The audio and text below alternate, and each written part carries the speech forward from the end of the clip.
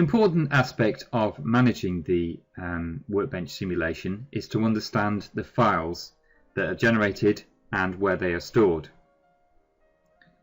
Intelligently, Workbench stores all of the necessary files in the relevant subdirectories, which are automatically created in the background and are hidden from the user.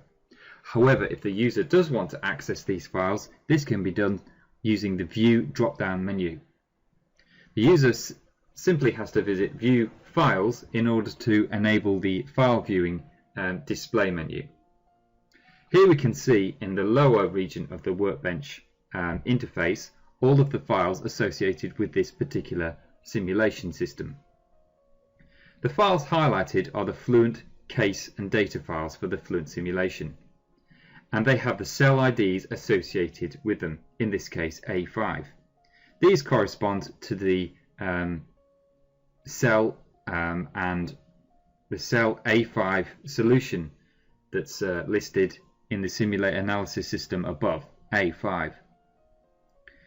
We also have the file locations listed so that we can go into those particular locations and recover those files if we needed to do some further analysis outside of Workbench. Another useful tool as far as files is the Archive tool.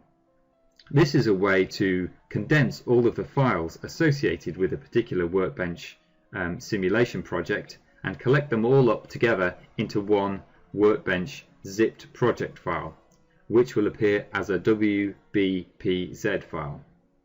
This is useful for sending to technical support so that they can replicate any of your particular problems, and also for transferring between colleagues and anyone else who needs to view or recover the file sets. When you archive the file, you have some options to include or exclude some of the files of interest.